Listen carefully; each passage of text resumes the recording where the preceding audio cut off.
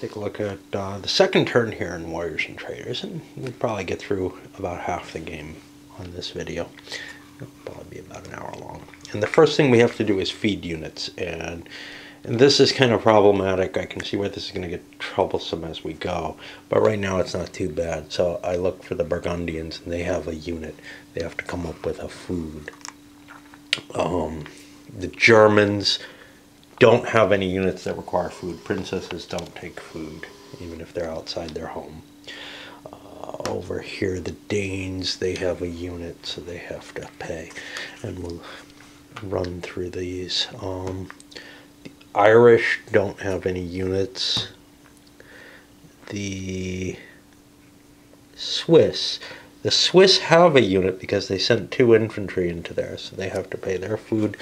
And I think the Scots have the same thing. And you can see there is an inherent difference depending on your order in the play. And in a sense, that probably affects things more than the geographic position. Now, how that interacts with geographic position in terms of balance and everything, I can't really tell you.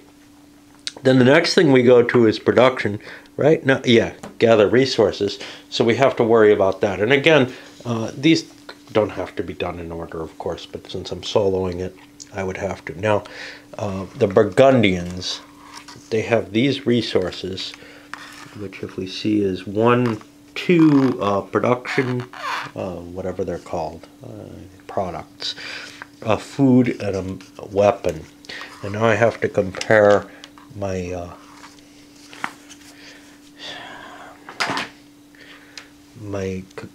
charts. My food produces 1 food production. I had 2 of them, so I get 2 times that is 4, and a weapon. So now, if I can remember what I had, the hell's this money? Can't tell what's what.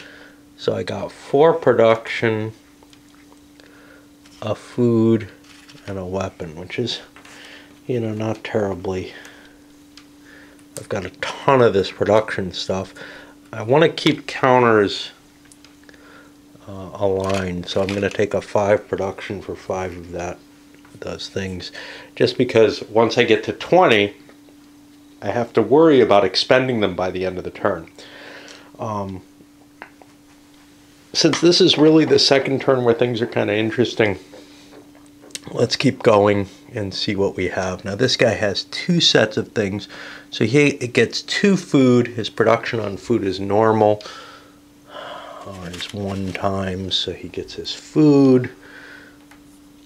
Let's see, his products, he has 2 of those doubled, is 4, so I get the 5 for that. We got pretty good production here in Germany, but no troops on hand. And weapons, I only get the 1 for the original place. So that means, unless I can trade, all I'm going to get is a maximum of 1 infantry that I can build this turn, which is going to put me in kind of a weak spot, given that I have a couple areas to protect. Right now, there's no one who's going to be attacking me, but pretty soon, we're going to get there. So maybe this double expansion is not a brilliant move. We'll see. Now, I have to worry about abilities. Nobody's got any yet. Archer's the only ability anybody's picked up. But on the production side, the production tax is important, but Master Trader is the one? Or is it Merchant?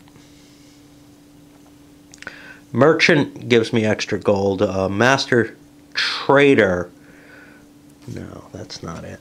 Something gives me production from trade centers, additional. Oh, that's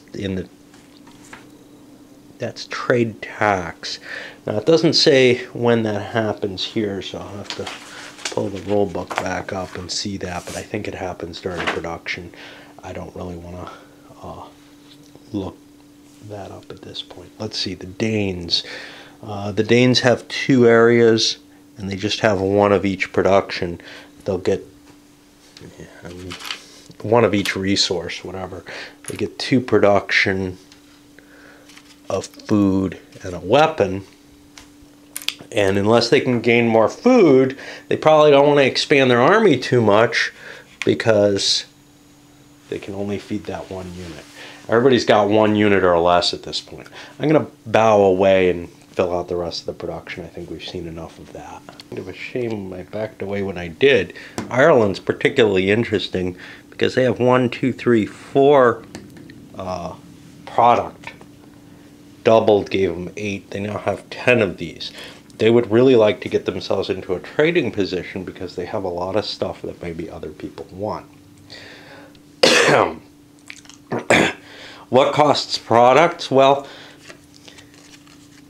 primarily building castles is interesting for production. But of course, if I can get my trade up, I could also trade those products at rates better than the 7-to-1 for other stuff. I'm pretty good at making product, but there's not a lot I can do with that alone. And the other actions, I'm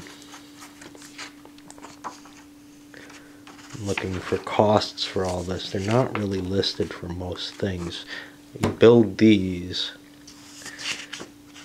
I don't know if there's anything else. Upgrades. Upgrades can be done with products. That's a big load of products to get you to an archer from an infantry or to cav from that. What's kind of cool about doing it this way is you don't actually need the military capability to produce those things. You're basically buying mercenaries or something. However, you're improving your regular troops to mercenaries. It's kind of a weird thing to kind of think about as to what is that supposed to represent, because, well, I'm not plugged in. Because if there's nobody on the board who has the capability to produce those troops, where exactly are they coming from? Well, there's other areas. There's Italy down here, for example, where perhaps is the source of the mercenaries that you don't know about. Okay, so now it's time for trade. Nobody has the ability to open trade routes because nobody shifted themselves into a trade position yet. So basically nothing there. Nobody wants to turn in. Nobody has 7 of anything they want to turn in for trade. So we jump farther again to the development phase, and everybody's going to pick their actions. And here, I have a lot of juice in right now. We again start up at the beginning, and let's see what we can think about. I don't know what to do with my rule book. This board, my table's not as wide as my other table was. Well, what is our goal with Burgundy? Let's try to be thoughtful this time and not screw up like last time, you know, where we took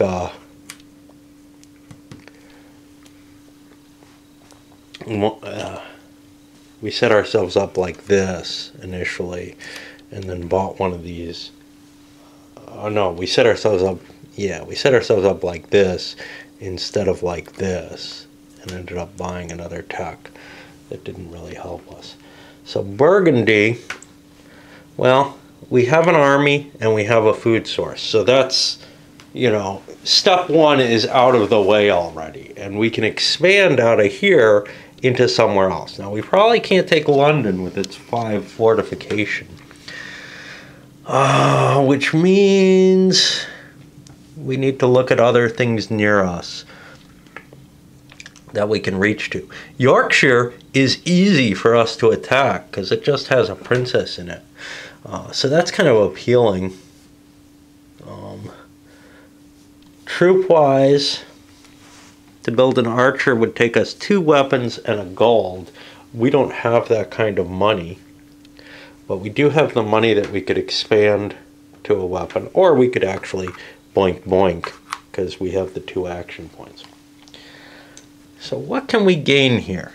Well, masonry gives us the ability to build castles, and it improves our feeding capability. So starting to research our tech might be useful. Alternatively, though, setting up a trade route might be helpful to us, conceivably. I don't know. because we can actually do that fairly cheaply. We're not going to reach this turn. I think I'm going to buy myself a production and place this on the trade routes. I'm probably going to move it, so I'll place it over here instead, because that's where I think I want it. Who knows? Now we come to the Germans, and the German situation's tougher. They have a ton of food. Where'd they get all this damn food? Well, that doesn't make sense, does it? I got food here and food here. Wow. And I didn't spend any. Okay.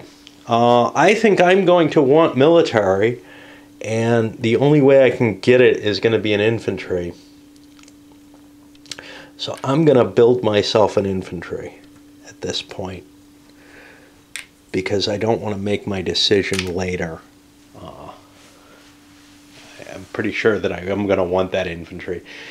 And, you know, maybe I'm interested in upgrading this, although I doubt it, because I'm not going to be able to buy an archer. So, you know, if I had the two military, two weaponry, I could build myself the archer, but I don't have that weaponry, and I don't expect to have it. So I'm just going to build some infantry and try to keep expanding.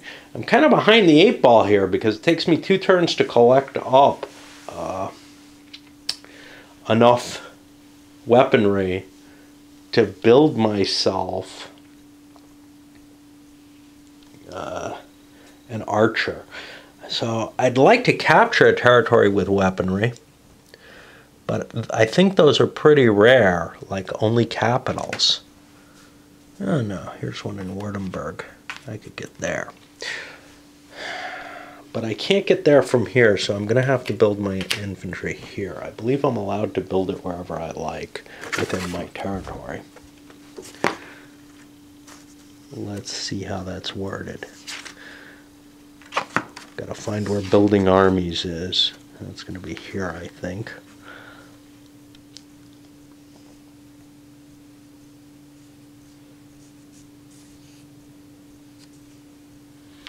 Yeah, it doesn't bother to tell you where you can build them. But I wouldn't be allowed, even with 2 action points, to move from here 1, 2 into here, because I need to have 1 left for the fight. And there's no specification here as to where you can build armies, I think. This game, the rules are really iffy. There's no question about that. Do they say armies come into play, takes a build army, and they move in battle? Yeah. Given that you can build forts anywhere, because they don't move, you'd have to be able to. I'm assuming you can also build the armies anywhere. So that's my goal, is to get myself some more weapons production so I can get an archer. I'm going to have to up my food production too, but that's far away on the track, so I'm not going to be able to get that. Now, conceivably, I could do build, and then a transfer. At the end of this, remember, you're allowed to move 1 tech. So that's kind of appealing to some people who maybe have too many armies on the board. What about our Danes? Our Danes, they're in pretty good shape. They have the archer. I like the archer. I have expansion capabilities into production on both sides. Then from here, I could get down to Friesland. That's production. Or alternatively, well, it's going to be pretty hard for me to...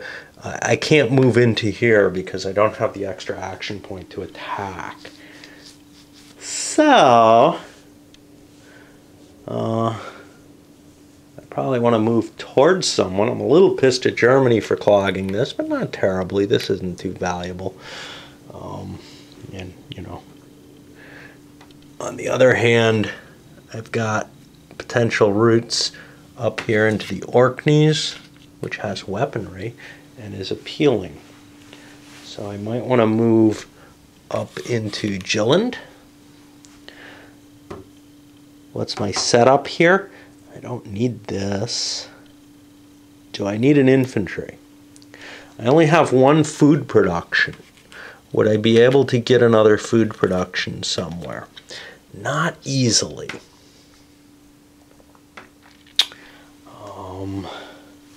So that's kind of a limiting factor on me building up my army. I probably want to hold on to this. This crap doesn't do me any good until I get a bigger pile. Once I get a bigger pile, I could upgrade to a cav.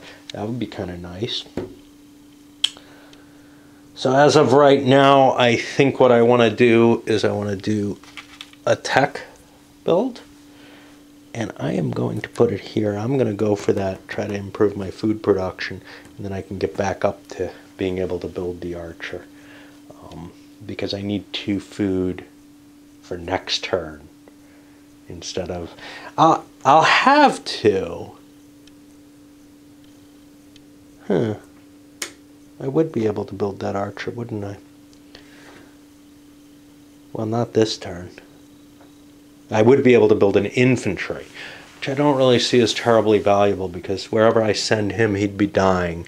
Like I could send him into here, and that puts me close to Oldenburg. He'd die.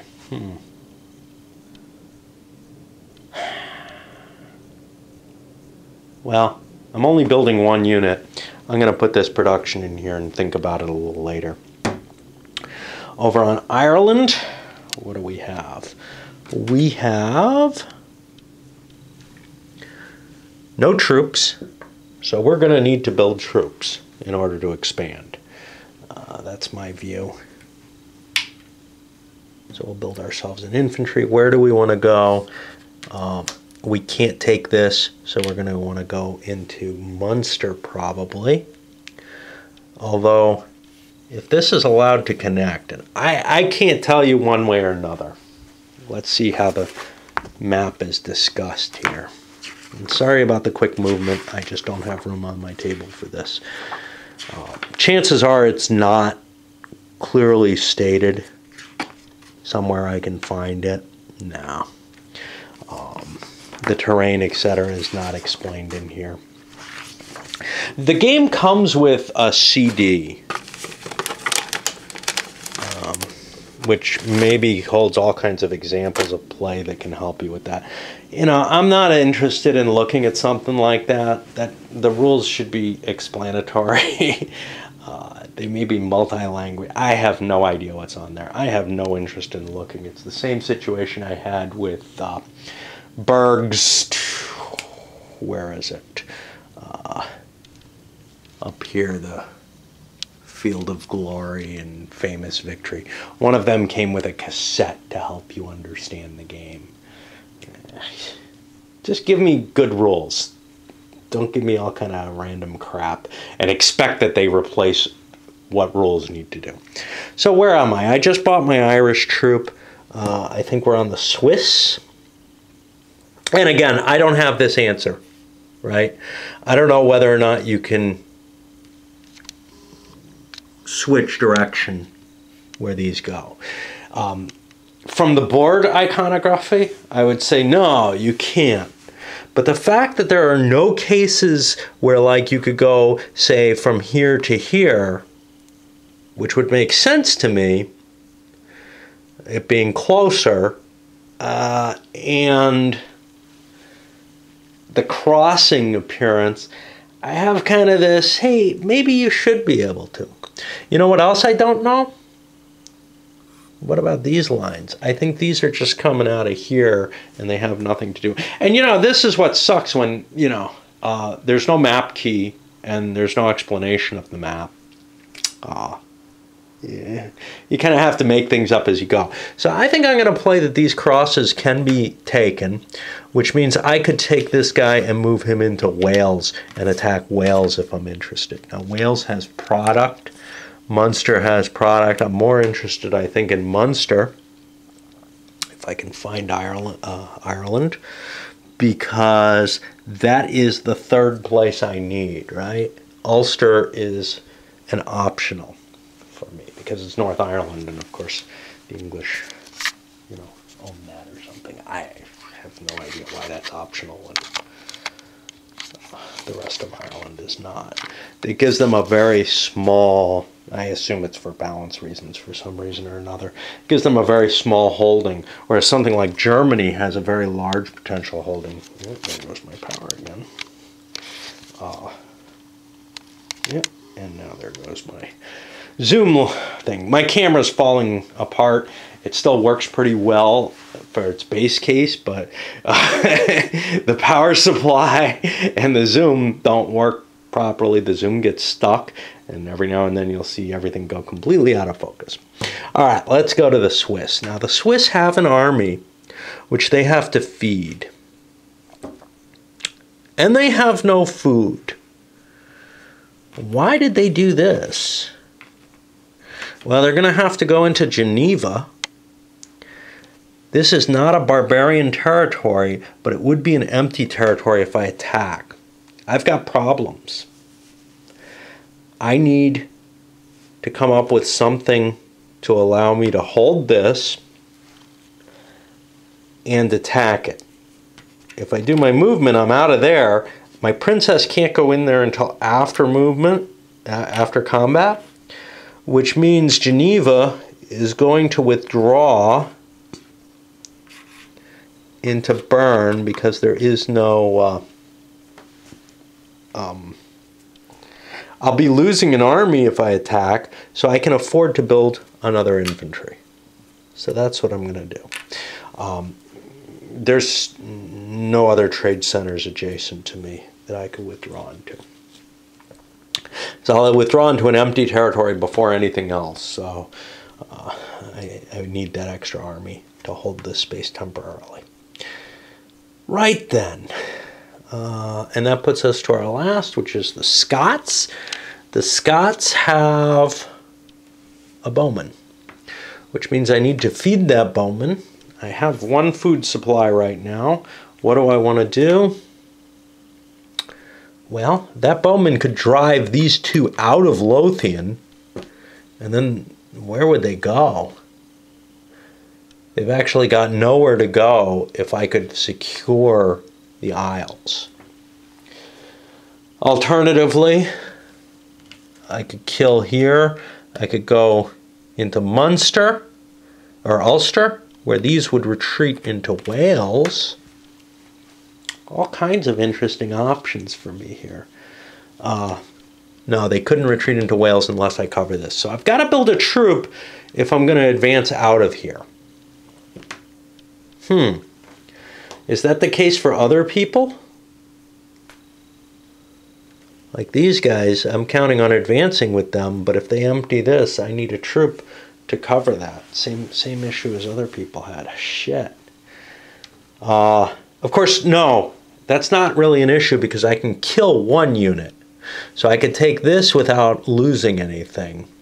But if I move into here, I'm retreating the double unit in order to take the area. So that doesn't pertain to these guys. These guys can advance into another area and grab it.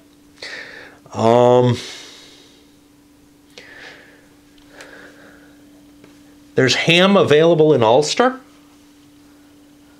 I think I can afford to build myself a unit here and grasp that. I'm kind of in a position where I might be at war with the Irish very soon.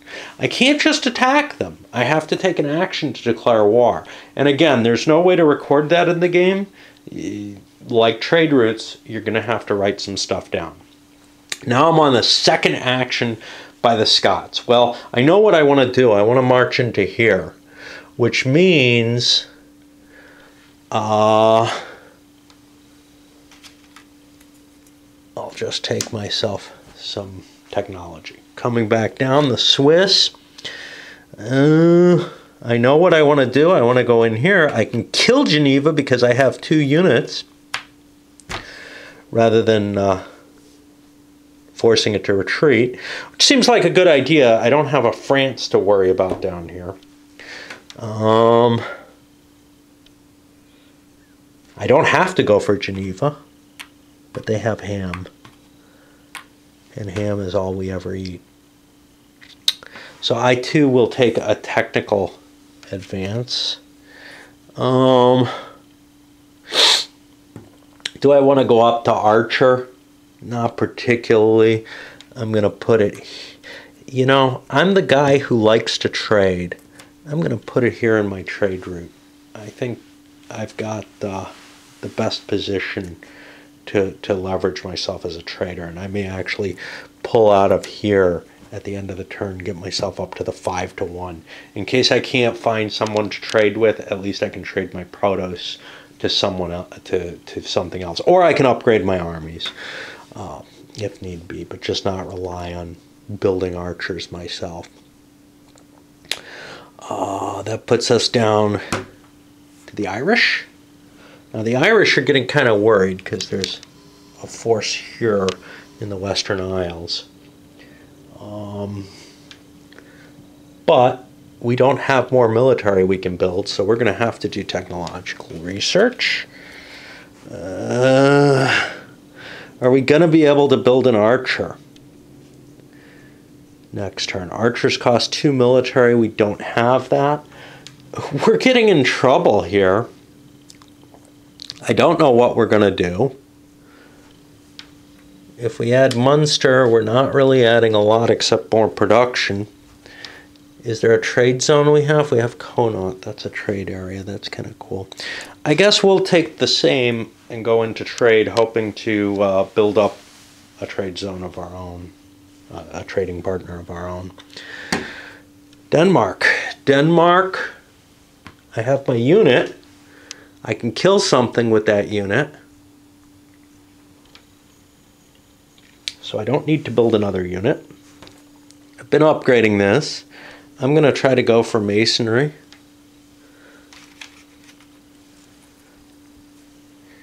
And we'll upgrade another one of these. And there's not really enough room on these charts to fit all the pieces. You kind of have to overlap them like that. I'm not sure how you're supposed to do it, but it makes more sense going this way. I'm sure the video tells me that. Okay, if it's a video. Germany. Germany has one unit, which I'm planning on sending into Württemberg to get my military buildup higher. I have a lot of food production. That makes me attractive to other people as a trading partner, so maybe I don't need to do it. Which means if I'm getting that kind of military, I think I'm going to want to research weaponry. And now we go to Burgundy. Burgundy has their archer. They're prepared to attack somewhere. They can take it. They don't have a problem with that. Their nearby areas, they've got a trade zone that they could grab. That looks wealthy. So that's probably what they're going to take, which is more production. Product is cheap, though. That's the problem. So I'm going to upgrade to masonry. I'm not quite there yet. And now we're allowed to shift attack, and I'll shift my military over to give me masonry. It's not really masonry I'm interested in. It's the double food production at this point. Coming over here, does he want to make a shift? This is Germany. Well, probably not. I set this up to be there. How about the Danes? I think I wanted to make a shift with them. I'm not producing a lot of weaponry, so I too will go for the masonry. Over here, I'm going to shift my weaponry. Oh no, this is my production. I need one for production. Can't shift that out of there. Okay. I mean, I could, but it doesn't seem valuable. Over here, the Swiss, not a lot in their holdings, unless I wanted to shift the trade route away. Am I going to be getting weaponry? I'm not, so I'll stay how I am. Over here, I'm not able to reach I'm not able to reach the masonry, and I may want to build archers next turn without spending an action on it. I'll stay how I am.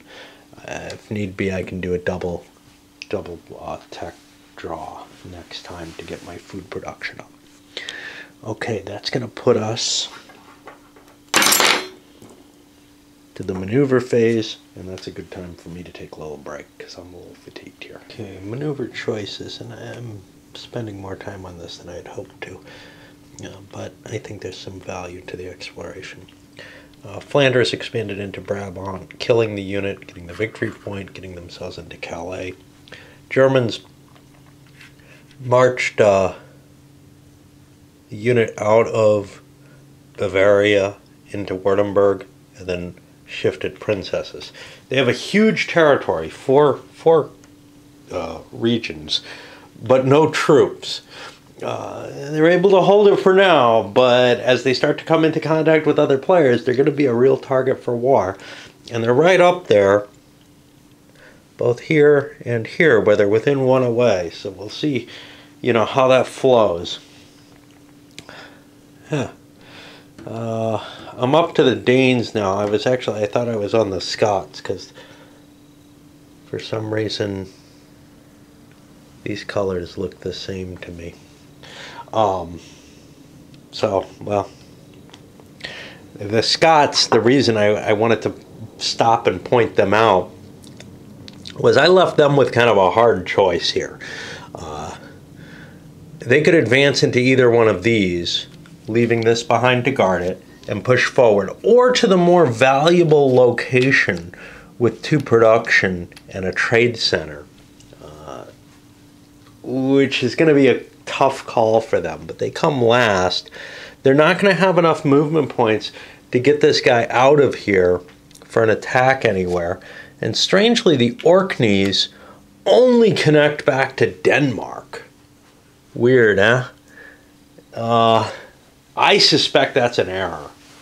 I suspect there's supposed to be a link between these two. Just because I can't see that not happening, but if you look on the board, there isn't. I'm going to pretend there is one. Again, with the board, the game, the representation on the board wouldn't make sense without that there. But obviously, if you were playing, hey, let's not try to, interpret it. Well, this game would be unplayable. In a lot of ways. For example, these are not explained, right? Neither is the concept of adjacency or anything like it. You do have the countries, though, the outline. So purple. I think those are meant to actually align to the color sets somehow. Maybe not. No, because there's only 6 color sets and there's 8 countries on the board here. So they can't be for that. But yeah, the German territory, so this is going to be a disputed territory. So you begin to see some of the iconography showing up as you play, but none of it's explained. Now, that's fine for these outlines, which don't really matter. They're covered somewhere else. That's the definitive rule for it. But it doesn't make sense when you're talking about these sea routes that appear to be for adjacency. It certainly doesn't make sense when something's left off the board, if that's the case. But it looks to me like there's intended to be a connection there. Maybe it's, hey, these are land adjacent somehow. Not that there's a difference between the two. They're close enough that we don't need a marker to indicate that there's an adjacency. I don't know. Although they went last, considering that adjacency to be in existence, I moved my Scots into the Highlands, leaving this back here. This was just a destruction. I don't have anywhere good to send him. He'd just die into either of these places. This gave me a victory point. I have to kind of count victory points to look. So 1, 2, 3, 4, 5, 6, 7, 8, 9, 10 here. 3, 5, 6, 7, 8, 9, 10, 11. Just to give you an idea of where we are here. 3, 6, 7, 10. Some people are weaker though. 3, 5, 6, 7, 8, 9, 10. I think this is supposed to be a victory point. 11. Similar to the German position, the Irish, they're over here as well, have kind of spread out rather heavily. They drove some barbarians into Normandy with the hope of getting a stronger position in England itself, and not so much worrying about the invasion over here. The Swiss pushing up here, that puts them where they maybe don't want to be, which is near Brabant, where these archers are, but it also puts them the only way that they could get next to the German territory. And they think that Germany may be a treat ready to be eaten at this point. Now, they have easy expansion into France just because of the random setup of, from the cards. You may not want to use random setup, but in this case, it worked. It created an interesting situation where there's a big empty hole right here, which probably is a strong disadvantage for Germany and Denmark, because they don't have access to those territories, so other people are kind of walling them off from them. Another option, though, would be if I didn't go into here, I could have expanded this way into, say, Bourbon or something, a safer choice, and that would get me access to a lot more of the wealth in France and allow a Germany to extend itself here, assuming that it's capable of doing that. Germany may have some problems.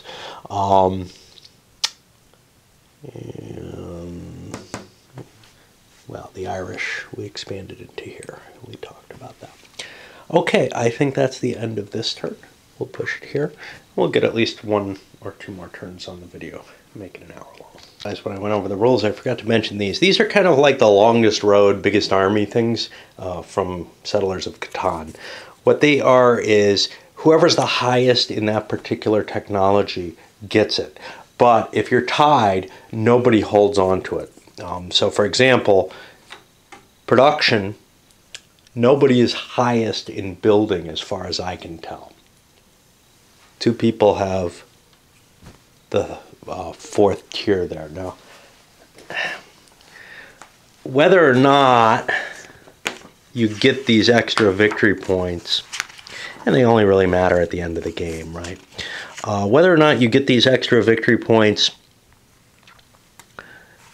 if you're partially advanced to a level is debatable. I would say yes. So if this guy was at 2 here, well, that guy's at his full level, so that's not an issue. For the others, for trade, there's 2 people who have the highest trade, and for military, there's 2 people who are at level 2 and nobody who's advanced into here. So nobody gets these right now. It's not really a big deal. Because, again, unless they're going to get you the automatic victory or you're at the end of the game, victory points don't actually matter. What matters is your production, etc. So you're just collecting these up, and those guys you want at the end of the game to give yourself the edge in victory. But I don't think they're goals in and of themselves early in the game in any sense. See, I made a major screw up at the end of last turn. Not in terms of the rules, but in terms of what the effect would be. And that's going to screw one player very heavily in this game. So I'm going to reverse that. But let's take a look at some of the feeding before I get to that point. We basically have a dichotomy so far of the folks who went big on production, who are indeed getting huge amounts of production because they're getting double the food and double the resources. Well, everybody's getting double the resources and I haven't handed them out correctly.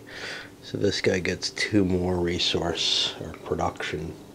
Everything's called resources. This guy gets 2 more of them. So people are actually producing a lot of resources. No matter what. This guy's already covered. This guy I owe 1, 2, 3, 5 more resources too, because he's got a lot of production. Let's take a look at the problem that I did with Switzerland. By taking this space, I don't have any food. I don't have any food in hand. One thing it would mean is I won't be able to pay for my man. He'll die. Then I won't control Bourgogne anymore, and I won't get the production I gained from that. It doesn't make any sense for me to have gone here. So instead, I'm going to go where I should have gone, which is down here into Geneva. And we're going to put Bourgogne back here. It doesn't really affect anything because only one player went after him. Scotland's way up there. It's just not a big deal. So this way, well, I still don't have any food because I didn't have any at the beginning of last turn. So I'm going to have to move a princess in here as well. But at least next turn, I'll be in better shape in terms of having food, because I'm going to lose this guy to starvation. I can't make any trades or anything. The trading phase comes after the initial upkeep. You've got to do a lot of pre-planning in this game. I find that kind of frustrating, but okay. And then he'll get his production, which instead is, let's see, he gets 1 food. To let him build another army, I guess. He gets 1 weapon. And then production-wise, he has 1, 2, 3, 4, 8 of those, which seems to be a pretty common number. Make it 10. And that gives him a good pile of those. And then he can take an action to upgrade an army if he had an army, which he doesn't. Now he's one of these weak little guys back here. Let's take a look at this guy. This guy's kind of interesting because he has moved along the production track, but not to the maximum. So I'm not sure how very well he's doing. I'm not sure what the hell he did. Oh, he built this stupid infantry here. That's why he's not all the way across. So his production is a weapon.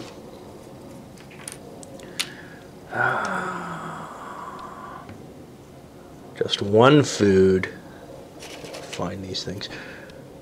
And then make sure that I have the right ones because they look the same. And 3, 4, 8 logs. I just find it frustrating when you have to do a lot of pre-calculation and pre-planning in a game. Some people don't mind that at all. I really hate the, oh, I absolutely need this for next turn, let me set it aside. And it isn't something that you sort of naturally fall into. Fix everything for this guy. But what I could have done with him was, given that he had 2 army units, I could have expanded into 2 territories. Say, Geneva and something else. But you know what? I want to penalize him a little bit for bad thinking anyway. I just don't want to penalize him to the point where he's still not got food, which seems to be key, and he's up in conflict with other players without an army to be able to defend himself. That just seemed like a terrible situation. I'm also looking at him with his trade bonus. And he's kind of searching around for someone he can trade with. And the problem is, the stuff he has a lot of, everybody's got a lot of. Nobody's really aching for some extra logs, you know? Certainly not enough to trade away for something else. It's not like he produces anything that's terribly interesting. So that early trade option, not that he had much that he could do. He'll end up probably shifting it away. But that's just not buying him anything still. He had some hopes that maybe he could get food that way. Not a chance in the world. He'd have to, you know, give away close to 7 of these for food, if that. And he'd have to do it to somebody who has too much food. And there isn't anybody with too much. There are people who have a decent amount, who maybe don't have armies on the board, Yeah, there's people with a couple of food, but that's about it. Yeah, I don't see anyone collecting. Even this guy has no armies, but he doesn't have a terribly large amount of food either, which is odd. Oh no, he does. This is a 5. I'm sorry. So there is one guy who has a pile of food, Germany. But in a sense, it's not like he terribly wants more production. He has 10 of these. He's a big producing guy, or more, yeah, whatever they're called. Production. That's what it's called. No, I don't know what they're called. The different shits. Logs, you know. Yeah, because it's resources. So those are production. There's nothing he terribly desires, and his advantage in food is in a way maybe all he has. If somebody sets up a trade advantage with him, does he want, or a trade route with him, does he want to give away that advantage? It had better be for something important. And this guy doesn't have anything important. He has production. He has money, but not enough yet. Once people maybe start producing lots of money, maybe trade becomes of some value.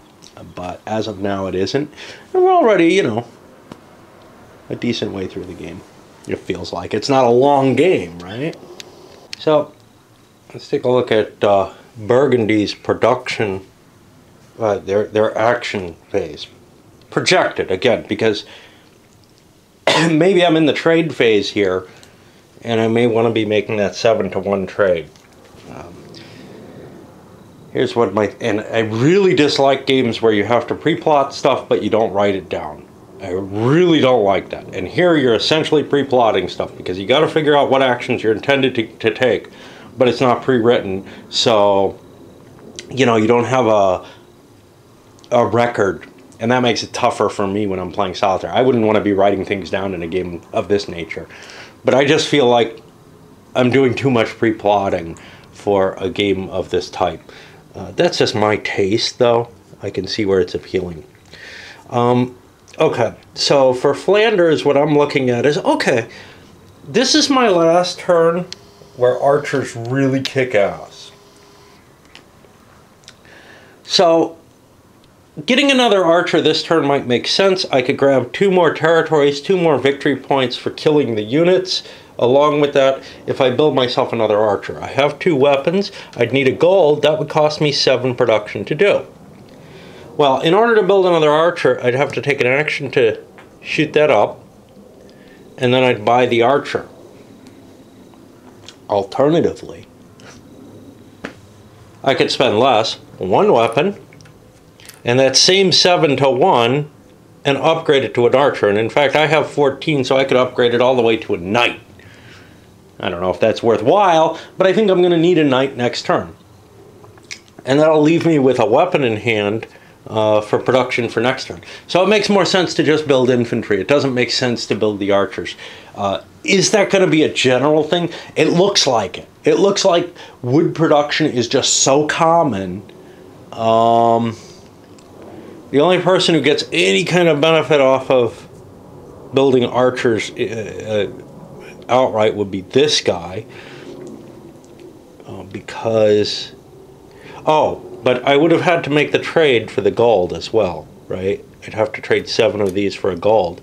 I'd use 2 weapons and that 7 to build an archer after having upgraded my military capability. So I'm not really seeing any, again, differentiation of route. It's feeling like there's one dominant strategy early in the game. I read people saying many paths to victory. I'm not seeing it. Maybe later in the game there's many paths, like, you know, maybe trade routes start developing, maybe the choice between war with another player and developing your territory and whatever are all more interesting. But the early game is really, really locked down. And to the extent that the first time you're playing, you can make some serious mistakes if you don't think too hard about it, which I've done. And if you do think a lot about it or if you've played enough that you realize these pitfalls, well, then it becomes an opening book that's absolutely locked in the sense that there's nothing else you can do. You know, you might be able to determine a direction of advance and stuff like that, but for the most part, you're playing 3 or 4 games. Hey, just start the game on turn 5 with a set setup. Don't worry about all this crap, because it looks like about half the game is, you know, setting up for whatever that late game may be. These little counters, I obviously can't get my production right. This guy has no army and no military counters. Obviously I missed it. I didn't put it on the board. I'm not sure why. Did I miscount or did I just ignore it? At 1, 2, 3, 4, 5. I got 10 of these. That seems right. But I should have one of these. I probably just forgot to take it. So far everybody's building an infantry. Now, in terms of that pre-planning, I'm looking at the Danes, and their thoughts are their second action may be a declaration of war on Germany. Alternatively, and if they're doing that, they want this here. If they're doing that, because that gets them an extra food if they go in there. Actually doesn't matter which place they put this in.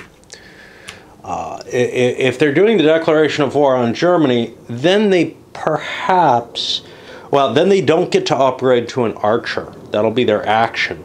But that'll get them a shot at Oldenburg's food supply. That's to leave Germany with A food, which is what everybody else has. But it gives Denmark the advantage there. And I'm leaning that way. Why did I build the military in that case? Yeah, that's a good question. If I up my production, I might be better off instead, because I'd be attacking and losing a piece.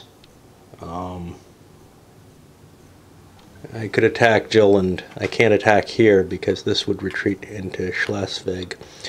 But I could conceivably attack Jylland safely from here, and that doesn't seem too bad. I'll lose my military piece, which means I lose a weapons that I built.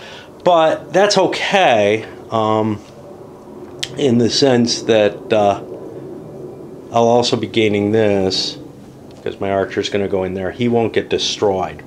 So that's kind of appealing to me. The other option would be to upgrade a military, this guy to an archer, and take 2 areas, which is what I think Burgundy is looking to do with their 2 pieces. They don't have a border with anyone, so they're not going to go to war anyway. One person didn't build an army, the Scots. They already have 2 armies on the board. That's all they can feed, so they don't want to go over that. So instead they took a technology in production. And now, for their second action, because they get it right in a way, they're turning in 14 of these produce to turn this into a knight, and that gives them a powerful maneuver capability. They're going to be able to run up into the Orkneys here. Remember, I decided these are connected, and they can either go into Lothian or Ulster. They can't go into Connaught. They would have had to declare war on the Irish to do that. They're not quite ready for that, but they're in a position where they feel like they're going to be in pretty good shape against the Irish. And they'll be killing 3 units without taking any losses, taking 2 areas. It sounds like a pretty rich plan for them. So that's where they're going here. The Swiss probably want to upgrade a unit, and I think that's what we're going to see a lot of, is these infantry upgrading. Danes were considering war with Germany, and I started to write it down as their action, but then I started realizing, wait a minute, what does that mean? Because Germany still has an action left. Germany has enough production to upgrade this to an archer, and I can no longer kill this quickly, which is what I was looking at. I don't think I want to waste an action on a war that's not going to help me. So then the question becomes, what do I want my action to be? even though I planned for this, I think I'd like to do the upgrade that everybody else seems to like. Again, feeling myself forced into the same path as every other player is taking. And I guess there goes my one element in that log that I'm starting to keep. That's going to keep track of trade routes and the wars, which, remember, have this countdown period on them that, like, there's no markers or in-game resources to help you present.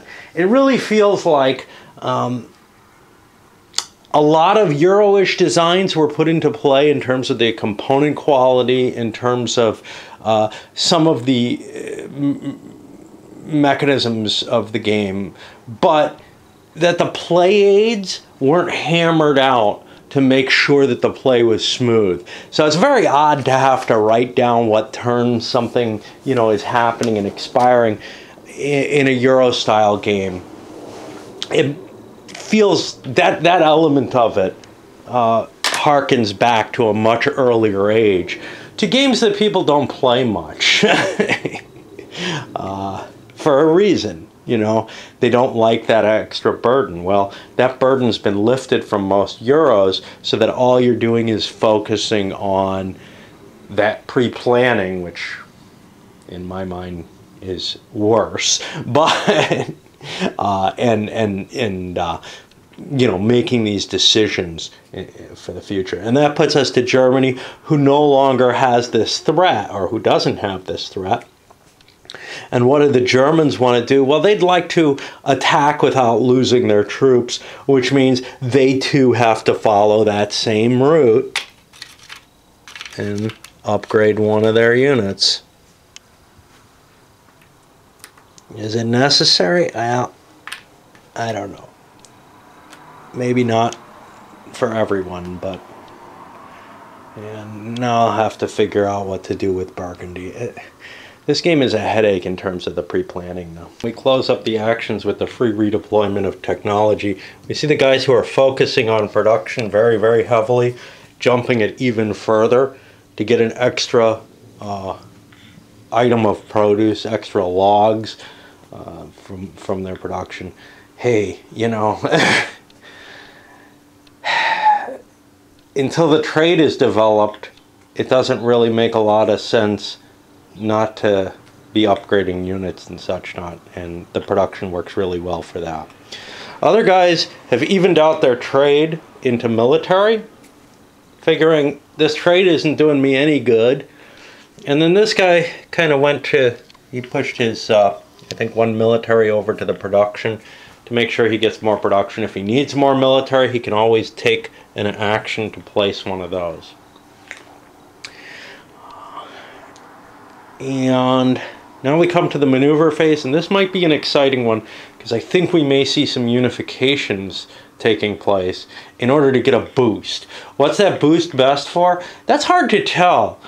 You could build up an army or something, but that's probably not going to help you. You could perhaps, if you have the cash, buy a fortress. But I think the most likely thing is it's going to give you a wash of additional technology on the board that you can then use for your defense or for offense or whatever. Flanders just passed on a reunification. They took Barcelona, which they need. They have everything that they need except Friesland. So instead of going to Normandy, they could have gone into Friesland, taken that, gotten their bonus early. But Normandy came with 2 units in it. Killing 2 units at this point, 2 of the barbarians, seems valuable. Now what's tough is, if there was a ward play, I would have to be keeping track of hits on my units. So this guy would have a hit on him, this guy would have 2 hits on him. And I'd have to pull out some other markers to indicate that, or use the tech markers for that. But still, again, kind of these annoyances that aren't really clearly stated in the rules as to how you should handle that. I don't mind, I don't know, maybe the video tells you, you know, how you do these things. Whatever. Thoughts for Germany? I don't know. Germany's another big country, so it's hard for them to meet their needs. So they have Brandenburg, Bavaria, which they own, Württemberg, which they own, Palatinate, which they don't own but could take because they're not at war, Pomerania, which they don't own and can take both that and Palatinate. And then Oldenburg and Breslau. Breslau's down here. That's going to be tough. Oldenburg should be up here somewhere if that is Oldenburg. Ah, they own it. Yeah.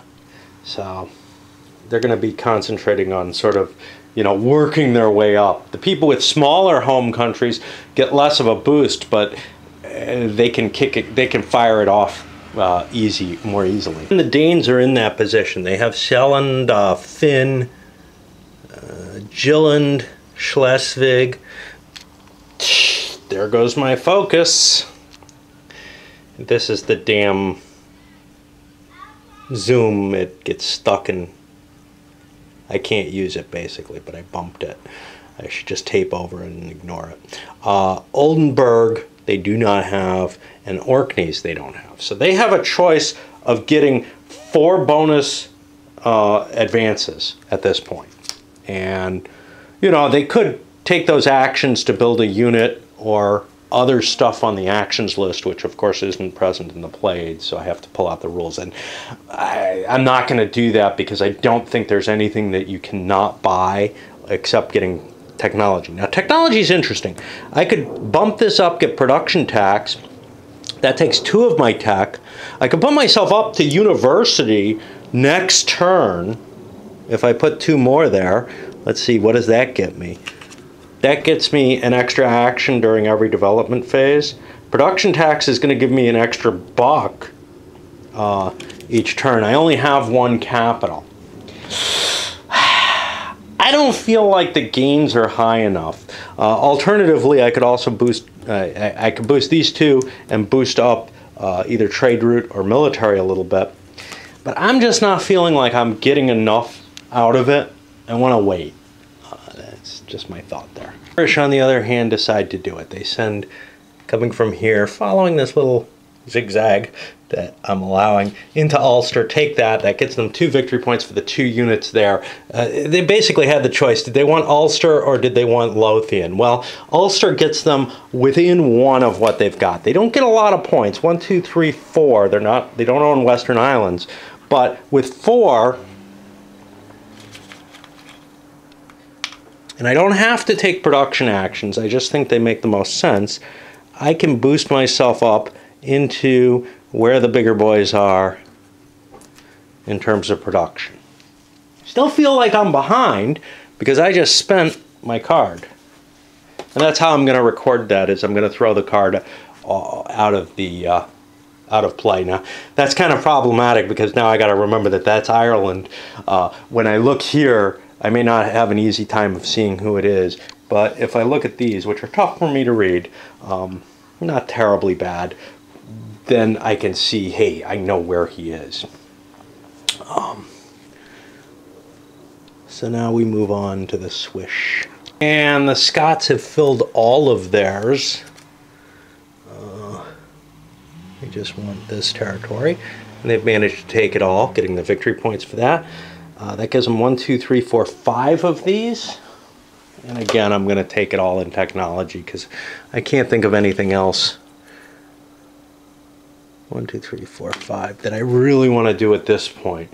Building troops means I'd have to spend on other things. That can get me here. And now I have an option. I could go up to commander, or I could grab production tax and some other spaces. Commander gives me the retreat ability. That's nice if I'm going warlike, which I may have to do. I'm getting kind of cluttered here. I've got the Irish here. I attack after them, which means if I declare war on the Irish, I'm going to be running into a problem. So now I have to think, is there anything I can do to get me victory points to get towards the win without going to war with either Ireland or Denmark, because I am hemmed in at this point. There's nowhere else I can go. And it'd be nice to get that gold each turn, though.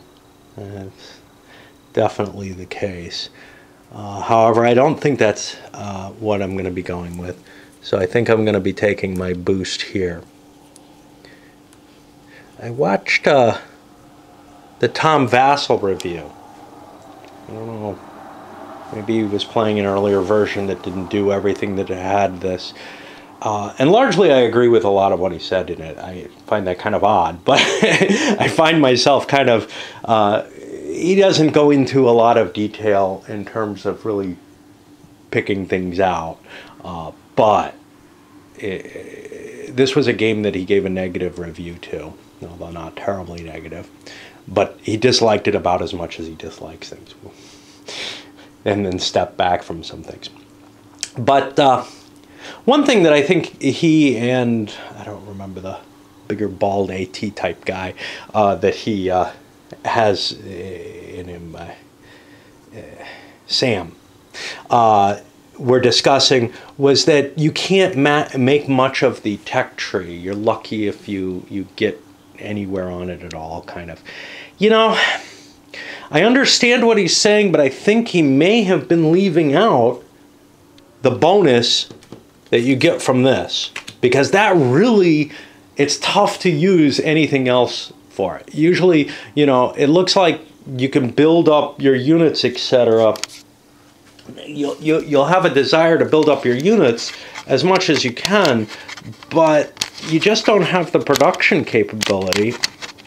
Yeah, I need to plug in because the damn battery is never charging enough. Oh, there, bumped that. Yeah, it used to bounce back into place, which means you have to hold it down, and now my battery is still not charging. It's a piece of shit. But I will not buy another one because this one's still vaguely working. Oh, battery's not charging. There we go. Yeah, it feels like I'm getting fairly far on these tech charts from this boost, and now there's tasty things within striking distance, because it's once you get past here that that it looks like you're starting to get good tech. The problem is you don't get a lot of actions until you get those benefits. But once you get them, they're going to start snowballing. So for example, if I had boosted my way up towards university, somebody was going for that, it might be this guy, I'd be getting an extra action every turn. Now that action probably wouldn't be more armies, simply because there's a limit to how much military you're able to produce, at least effectively. It's very limited by your food supply, something you did point out and seemed very unhappy about. I see the food supply as particularly interesting, but as we saw, if, say, Germany had lost Oldenburg, they'd lose their advantage of having 2 food. If that was their only food, they might be essentially out of the game. Okay, anyway, which again, I agree with what he said there. I kind of like them doing the 2-person reviews. I think that sparks more conversation and thought about the game in situation. If not during the game itself, at least they're having a conversation rather than a prepared monologue. And I think it works a lot better, at least in terms of exposing their thoughts to criticism right in the moment. Okay, so where are we? We just did something. We just triggered off their success there. And that's going to be the end of the turn here. And we push to turn 4. Let's send this one up.